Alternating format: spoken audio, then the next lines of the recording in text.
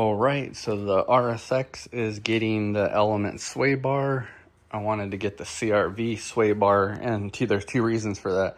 This sway bar is overkill because it's like extra thick, and the bushings are hard to get for it, the aftermarket ones, and they're twice as expensive. They're around $50 compared to the CRV's like $25 bushings. So, what happened was I went to the wrecking yard. They had a CRV. They had two CRVs and an Element, and both the CRVs were wrecked in the front. Actually, they had two CRVs, two Elements, but all three were wrecked in the front. I didn't want to get a bent sway bar, so I went with the Element that didn't have any damage to the front end because I didn't want to take a risk. And I did have a Progress front sway bar that I paid a lot of money for, but it didn't fit because it had this stupid hump in the middle there. I don't know why they do that, and it caused it not to fit. So this right here should fit, so we're going to test it out. If not, I might be able to do brackets for it. The Element sway bar is on,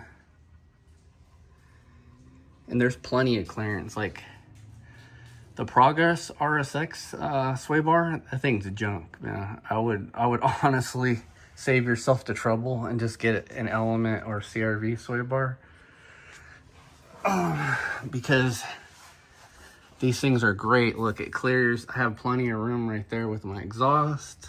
Yeah, I got like ½ an inch. You can't really tell from the angle, but there is, let me see.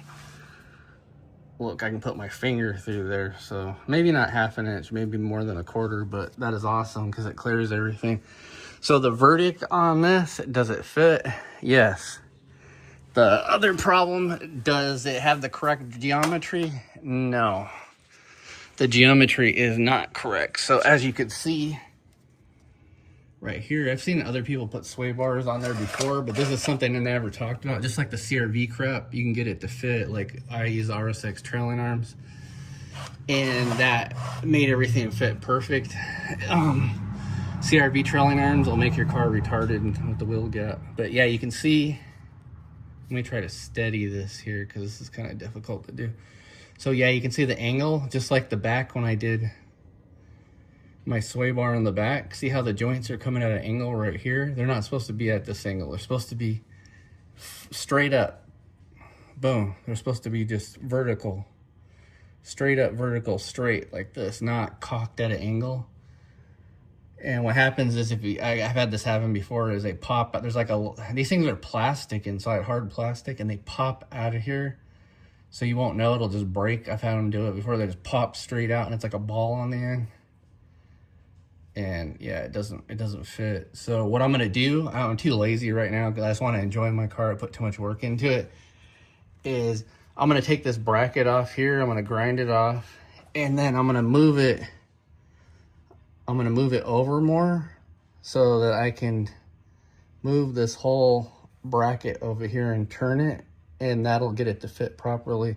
So yeah, it's just too close here. The bracket needs to be moved over maybe ½ an inch or so, and then the geometry will be correct. Because yeah, this thing is supposed to be like this. It's definitely over here.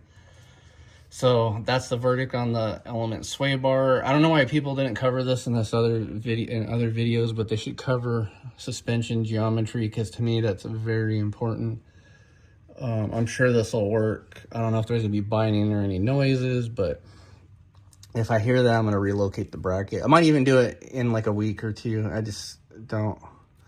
I have to adjust the idle on this car. I had the idle air control motor deleted, and I'm trying to make this car more like stock. Because I have AC on this, when I turn it on, I want it to idle properly.